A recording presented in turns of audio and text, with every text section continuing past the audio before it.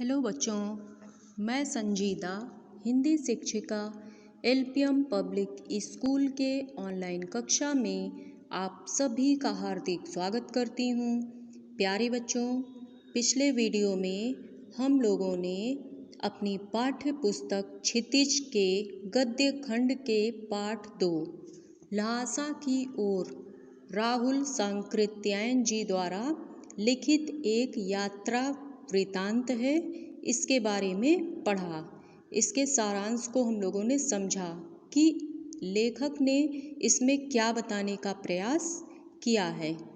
तो आज हम लोग इसके कुछ अभ्यास के प्रश्नों को करेंगे। तो चलिए आज की कक्षा प्रारंभ करते हैं। सबसे पहले राहुल सांकृत्यायन के बारे में एक बार फिर से बता दे रहे हैं आपको कि राहुल सांकृत्यायन जी का जन्म सन 1893 में पंदहा गांव में जिला आजमगढ़ उत्तर प्रदेश में हुआ था।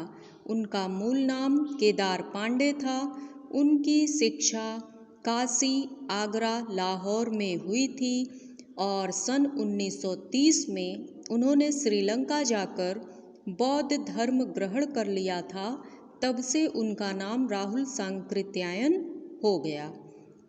राहुल जी पाली, प्राकृत, अपभ्रंश, तिब्बती, चीनी, जापानी, रूसी सहित अनेक भाषाओं के जानकार थे। उन्हें महापंडित कहा जाता था।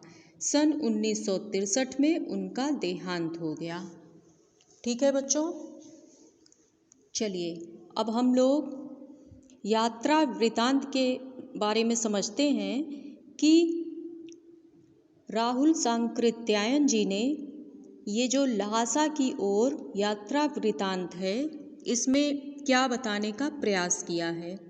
सबसे पहले तो आप ये जानिए कि ल्हासा क्या होता है। ल्हासा एक जगह का नाम है। ये तिब्बत की राजधानी है और वहाँ जाने के लिए लेखक निकले हैं। लेखक कौन है? राहुल सांकृत्यायन। सबसे पहले हम ये जानेंगे कि ये किस विधा में लिखा गया है। जब हम पद्य खंड शुरू कर रहे थे तब हमने आपको बताया था कि हर चीज़ की अपनी एक विधा होती है। हर गद्य की भी एक विधा होती है, लिखने का जो तरीका होता है। ठीक है, तो ये क्या है? यात्रा वृतांत है, यानी कि जो हमने यात्रा की है उसका वर्णन है। तो चलिए अब हम लोग देखते हैं कि लेखक कहाँ जा रहे हैं, कैसे कैसे मुश्किलों का सामना करते हुए ल्हासा की ओर पहुँच भी पाते हैं या नहीं। आइए हम लोग शुरू करते हैं। देखिए, ये जो यात्रा वृतांत है, इसमें लेखक ल्हासा की ओर जाते हैं और इसमें उनकी पूरी तिब्बत यात्रा का वर्णन नहीं किया गया है। इसमें इस यात्रा वृतांत में ल्हासा की ओर जो यात्रा वृतांत है, इसके थोड़े से ही अंश का प्रयोग किया गया है। थोड़े से ही अंश के बारे में राहुल जी ने बताया है। उनकी प्रथम तिब्बत यात्रा ये थी और सन 1930 में नेपाल के रास्ते से वो लोग किए थे। उस समय भारतीयों को तिब्बत यात्रा की अनुमति नहीं होती थी, इसलिए उन्होंने यह यात्रा एक भिखमंगे के वेश में की थी। इसमें तिब्बत की राजधानी ल्हासा की ओर जाने वाले दुर्गम रास्तों का वर्णन उन्होंने बहुत ही रोचक शैली में किया है। इस यात्रा वृतांत से हमें उस समय के तिब्बती समाज के बारे में भी जानकारी मिलती है कि तिब्बत में औरतों में पर्दा प्रथा भी नहीं थी। सबके सामने वो जाती थी और वो अपने घर में भिखमंगे को नहीं आने देती थी ताकि घर का सामान चोरी न कर लें। अपरिचित व्यक्ति अगर हैं तो उनको घर के अंदर आने देती थी और चाय भी बनाकर देती थी, क्योंकि तिब्बत में बहुत ठंड पड़ती थी और ल्हासा की ओर जाने में कई जगह ऐसी पड़ती थी जिनका नाम बहुत कठिन है, उन जगहों का नाम। तो इन नामों को याद करना पड़ेगा। इस प्रकार से इन्होंने हमें समझाया कि चाहे जैसी परिस्थितियां हों, हमें लगातार आगे बढ़ते रहना चाहिए। और जब ये ल्हासा की ओर जा रहे थे तो इन्हें बहुत सारी समस्याओं का सामना भी करना पड़ा था। तो ये सब आपको पिछले वीडियो में इस यात्रा वृतांत के सारांश को बताया जा चुका है। आप लोग उस वीडियो को फिर से देख लीजिएगा। और अब हम ल्हासा की ओर जो यात्रा वृतांत है इसके अभ्यास के प्रश्नों को करेंगे। तो चलिए, पहला प्रश्न क्या है। थोंगला के पहले के आखिरी गांव पहुंचने पर भिखमंगे के वेश में होने के कारण लेखक को ठहरने के लिए उचित स्थान मिला, जबकि दूसरी यात्रा के समय भद्र वेश भी उन्हें उचित स्थान नहीं दिला सका। क्यों? कारण बताना है। क्योंकि जब थोंगला के पहले के आखिरी गांव में भिखमंगे के वेश में जब लेखक गए थे तो उनके साथ सुमति भी तो थे, और जब वह 5 साल के बाद जाते हैं तो वह भद्र वेश में, अच्छे वेश में सज्जन पुरुष बन के जाते हैं। तो इसलिए उन्हें रहने के लिए उचित स्थान भी नहीं मिलता। और जो सुमति होते हैं वो भिक्षुक होते हैं, उनकी वजह से लेखक को भी रहने के लिए उचित स्थान मिल जाता है। तो इसका उत्तर आप लोग क्या लिखेंगे। इसका मुख्य कारण था संबंधों का महत्व। तिब्बत में इस मार्ग पर यात्रियों के लिए एक जैसी व्यवस्थाएं नहीं थीं, इसलिए वहां जान पहचान के आधार पर ठहरने का उचित स्थान मिल जाता था। अगली बार लेखक के साथ बौद्ध भिक्षु सुमति थे। सुमति की वहां जान पहचान थी, पर 5 साल बाद बहुत कुछ बदल गया था। भद्र वेश में होने पर भी उन्हें उचित स्थान नहीं मिला। उन्हें बस्ती के सबसे गरीब झोपड़ी में रुकना पड़ा। यह सब उस समय के लोगों की मनोवृत्ति में बदलाव के कारण ही हुआ होगा। तो वहाँ के लोग शाम को ही मदिरा पान करके होश खो देते थे, और सुमति भी साथ नहीं थे, इसलिए इस बार उनको रहने के लिए अच्छे स्थान नहीं मिल पाए थे। इसे आप लिखेंगे। और प्रश्न 2 है, उस समय के तिब्बत में हथियार का कानून न रहने के कारण यात्रियों को किस प्रकार का भय बना रहता था। जैसा कि आप सभी जानते हैं कि तिब्बत के मार्ग में जाने पर रास्ता इतना सुनसान होता था कि वहाँ पर डाकुओं का निवास होता था, और जो भी यात्री जाते उन्हें डाकू हथियारों से मारते, उसके बाद उनके पास जो भी धन होता उसको वो लूट लेते। तो वहाँ पर अपनी सुरक्षा के लिए हथियारों को लेकर चलना पड़ता था। तो इसके उत्तर में आप लिखेंगे, उस समय के तिब्बत में हथियार रखने से संबंधित कोई कानून नहीं था। इस कारण लोग खुलेआम पिस्तौल, बंदूक आदि रखते थे। साथ ही वहाँ अनेक निर्जन स्थान भी थे जहाँ न पुलिस का प्रबंध था न खुफिया विभाग का। वहाँ डाकू किसी को भी आसानी से मार सकते थे, इसलिए यात्रियों को हत्या और लूट मार का भय बना रहता था। क्योंकि अगर अगल बगल गांव होते तो वहाँ पर अगर किसी की हत्या कर दी जाए तो वहाँ पर पुलिस प्रशासन होती न्याय दिलाने के लिए, लेकिन वह रास्ता इतना सुनसान था पहाड़ों के पास कि वहाँ पर कोई किसी की हत्या कर दे कोई पूछने वाला भी नहीं था। और प्रश्न नंबर 3 में है, लेखक लंगकोर के मार्ग से अपने साथियों से किस कारण पिछड़ गए थे। तो इसमें आप लिखेंगे, लंगकोर के मार्ग में लेखक का घोड़ा थक कर धीमा चलने लगा था, इसलिए वे अपने साथियों से पिछड़कर रास्ता भटक गए थे। लंगकोर ये एक जगह का नाम है। यहीं से उन लोगों ने 2 घोड़े का प्रबंध किया था। प्रश्न 4 देखिए, लेखक ने सेकर विहार में सुमति को उनके यजमानों के पास जाने से रोका, परंतु दूसरी बार रोकने का प्रयास क्यों नहीं किया। तो इसमें आप लिखेंगे लेखक ने शेखर विहार में सुमति को उनके यजमानों के पास जाने से रोका, परंतु दूसरी बार लेखक एक मंदिर में रखी बुद्ध वचन अनुवाद की हस्तलिखित पोथियां पढ़ रहे थे। वो हस्तलिखित पोथियां जो थीं 103 पोथियां थीं, उसको वो पढ़ रहे थे। वे इसे पढ़ने में एकदम मग्न थे, इसलिए उन्होंने सुमति को यजमानों के पास जाने से रोकने का प्रयास नहीं किया। तो इतना ही आपको लिखना है। और प्रश्न नंबर 5 में है, अपनी यात्रा के दौरान लेखक को किन कठिनाइयों का सामना करना पड़ा था। तो इसमें आप लिखेंगे लेखक को निम्नलिखित कठिनाइयों का सामना करना पड़ा था। निम्नलिखित का अर्थ होता है नीचे लिखा हुआ। तो पॉइंट डालकर आप लिखेंगे कि उस समय भारतीयों को तिब्बत यात्रा की अनुमति नहीं थी, इसलिए उन्हें भिखमंगे के रूप में यात्रा करनी पड़ी थी। और दूसरे पॉइंट में लिखेंगे चोरी के डर से भिखमंगों को वहाँ के लोग घर में आने नहीं देते थे, इसी कारण ठहरने में भी कठिनाई का सामना करना पड़ता था।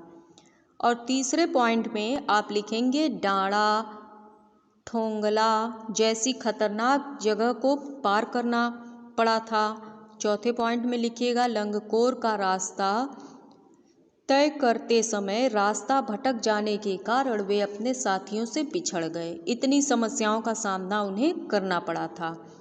तिब्बत की यात्रा के लिए जब वो निकले थे, आपको पता है कि चीन में तिब्बत का पठार है, वहाँ पर मानसरोवर झील है, और उसी मानसरोवर झील से सिंधु नदी निकलती है, और सिंधु नदी के नाम पर ही हिंदी पड़ा है। हिंदी का अर्थ होता है दुष्ट लोगों की संहार करने वाली भाषा, और हिंदी में ई प्रत्यय है, ठीक है। हिंद धन ई मिलाकर बना है हिंदी, और हिंदी जो है अरबी भाषा का शब्द है, और हिंदी की उत्पत्ति संस्कृत से हुई है।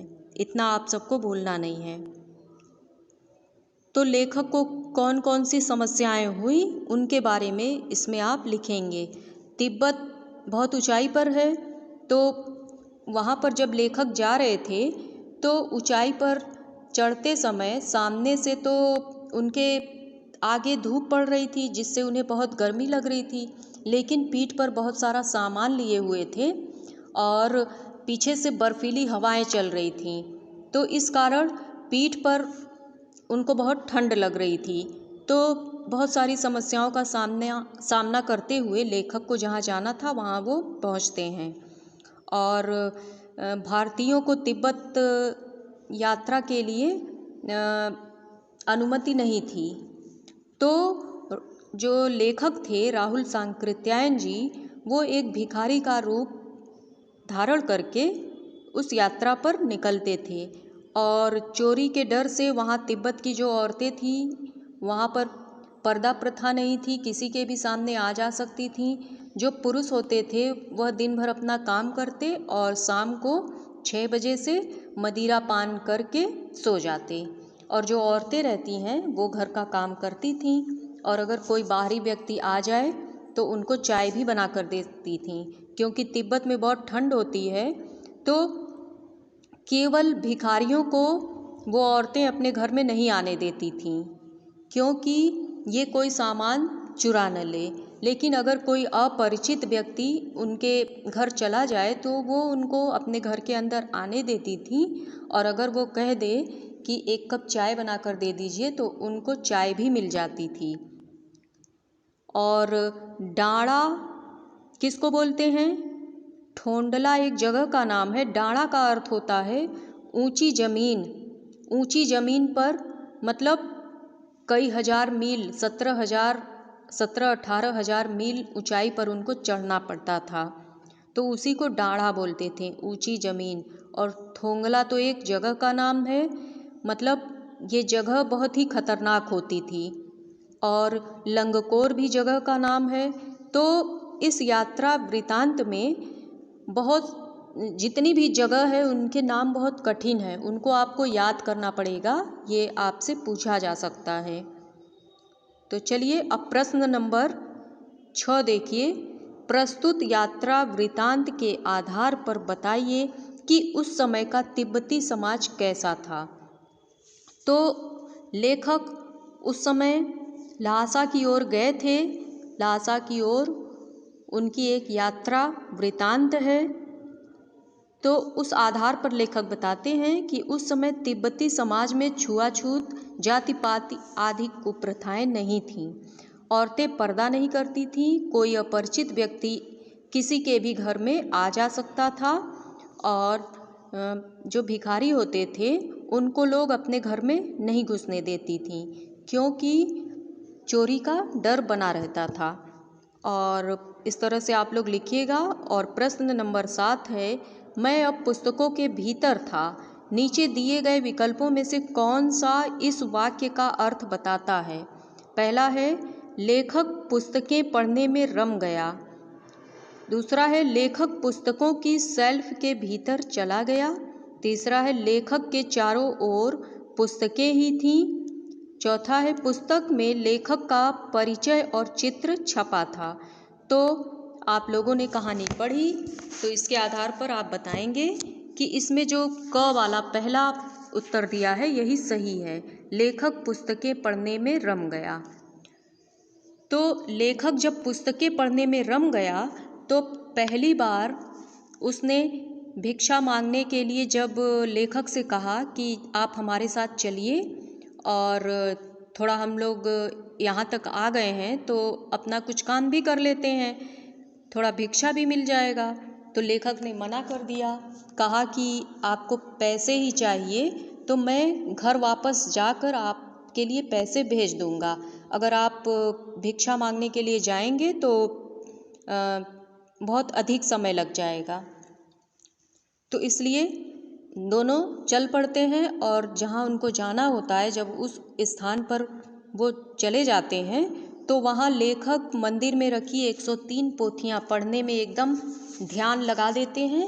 और तब जब सुमति बोलता है कि अब यहाँ भी हमारे कुछ जान पहचान के लोग हैं और अगर चलना है तो चलिए, भिक्षा मांगने के लिए उनसे हम लोग मिल भी लेंगे। तो लेखक कहते हैं कि आप जाइए। लेखक सोचते हैं कि अब यहाँ तक आ ही गए हैं तो इनका भी कुछ फ़ायदा हो जाए। तो लेखक सुमति को जाने देते हैं और अपने क्या करते हैं, उस किताब को पढ़ते हैं। और पढ़ने के बाद जब सुमति वापस आते हैं तो दोनों वहाँ के आसपास के लोगों से मिलकर 2-3 दिन में वापस आ जाते हैं। तो ये जो नोट्स आपको भेजा जा रहा है इसको अच्छे से अपनी कॉपी में नोट करिएगा और याद कीजिएगा। ठीक है बच्चों। तो अंत में यहाँ पर हमने आपको पाठ को अच्छे से समझाया, इसके अभ्यास प्रश्न को बताया। इन्होंने यहाँ पर अपनी पूरी यात्रा का वर्णन नहीं किया है।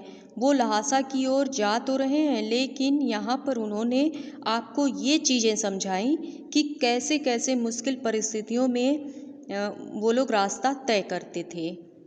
तो यहाँ पर बहुत सारी छोटी छोटी चीज़ें हैं आपको समझने के लिए, उनको आप लोग याद करते चलिएगा कि कौन कौन सी जगह थी। इन जगहों के नाम आप लोग याद कर लीजिएगा। और जब हम कोई यात्रा करते हैं और वही आँखों देखा जब लिपिबद्ध कर देते हैं, उसको लिख देते हैं, तो वही यात्रा वृतांत कहलाती है। आप लोगों ने कहीं यात्रा की होगी, उसके बारे में आप लोग अपनी कॉपी पर लिख भी सकते हैं। तो जब हम यात्रा वृतांत पढ़ते हैं तो जो नॉर्मल चीज़ें होती हैं उनको हम जल्दी से जोड़ लेते हैं, नॉर्मल चीज़ों को जोड़ लेते हैं, लेकिन यात्रा वृतांत को इतनी आसानी से नहीं जोड़ सकते। क्योंकि अगर कोई व्यक्ति नए जगह पर गया है तो वहाँ की परिस्थितियों, वहाँ के नामों, वहाँ की भौगोलिक स्थितियों से वो परिचित नहीं होते। वहाँ कैसा मौसम था, वहाँ पहाड़ है, वहाँ नदी है, वहाँ समुद्र है, क्या है, इन सब चीज़ों से, क्योंकि ये सभी चीज़ें प्राकृतिक होती हैं और इन प्राकृतिक चीज़ों से व्यक्ति जल्दी कनेक्ट नहीं हो पाते।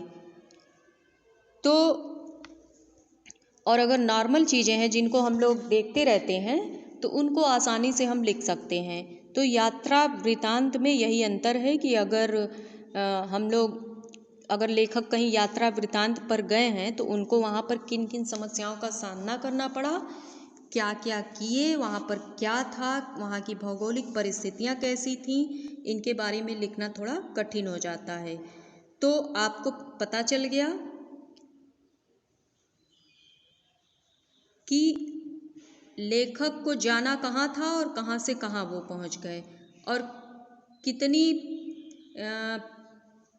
समस्याओं को पार करते हुए वह आगे बढ़े थे। तो चलिए बच्चों, इसको आप लोग अच्छे से अपनी फेयर कॉपी में लिख लीजिएगा और अगर बुक और कॉपी न लिए हों तो जल्दी से ले लें ताकि आपके पठन पाठन का कार्य सुचारू रूप से चलता रहे।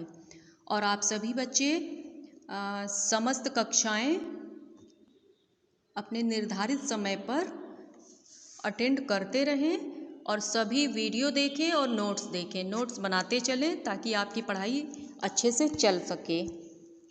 ठीक है, और अगर कहीं कोई समस्या आती है तो आप कमेंट कर सकते हैं, उसमें आपकी समस्या का समाधान किया जाएगा। तो ठीक है बच्चों, अब आज के लिए बस इतना ही। आज आपका ये पाठ 2 राहुल सांकृत्यायन द्वारा लिखित यात्रा वृतांत ल्हासा की ओर खत्म होता है। आप सब इसे अच्छे से अपनी फेयर कॉपी में लिखिएगा और याद कीजिएगा, क्योंकि आपकी परीक्षा में यहीं से प्रश्न बनेंगे। चलिए, धन्यवाद।